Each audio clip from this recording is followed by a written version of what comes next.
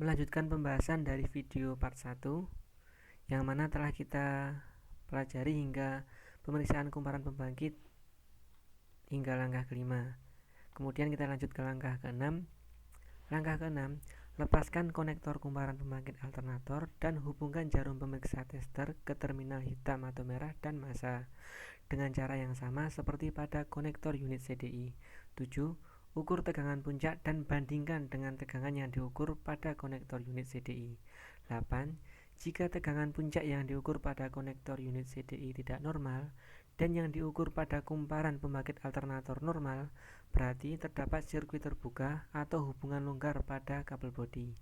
Jika semua bagian normal, berarti kumparan pembangkit alternator mengalami kerusakan. Pemeriksaan selanjutnya adalah pemeriksaan regulator. Langkah-langkahnya antara lain: yang pertama, lepaskan konektor regulator dan periksa konektor terhadap terminal-terminal yang longgar atau berkarat. 2.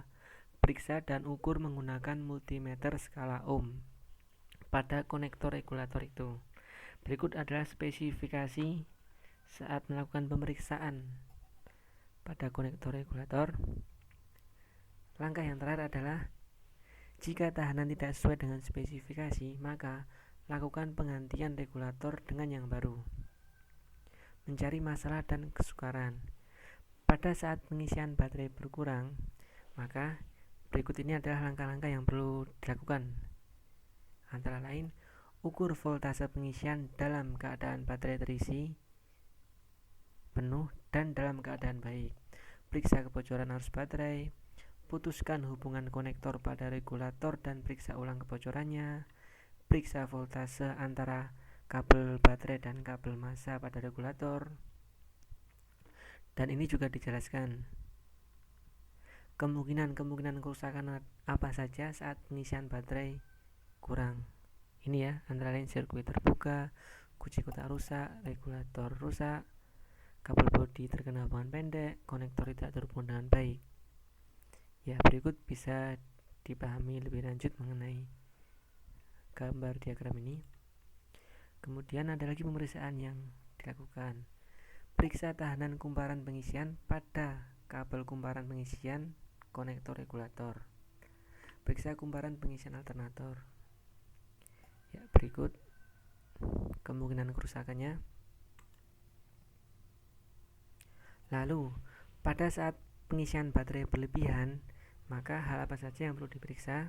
Antara lain, ukur voltase pengisian dalam keadaan baterai penuh dan dalam kondisi baik. Normal berarti baterai rusak. Kemudian periksa apa lagi? Periksa kontinuitas antara kabel massa dan rangka pada konektor regulator. Dan periksa voltase yang diukur pada sistem penerangan.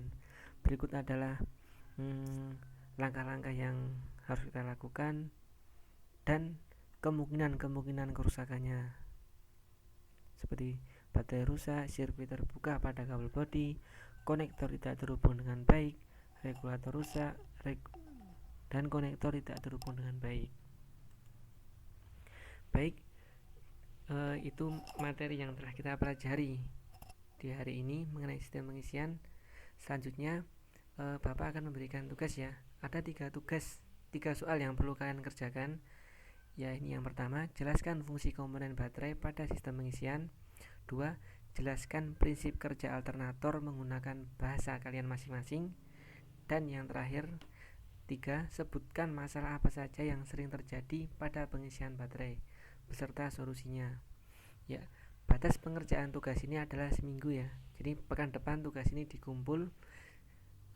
Cara pengerjaannya kalian tulis di kertas sobekan, kemudian bisa kalian foto dan kalian upload di pengumpulan Google Classroom. Baik, cukup sekian materi yang Bapak sampaikan kali ini. Kurang lebihnya Bapak mohon maaf. Billahi taufiq wal hidayah. Wassalamualaikum warahmatullahi wabarakatuh.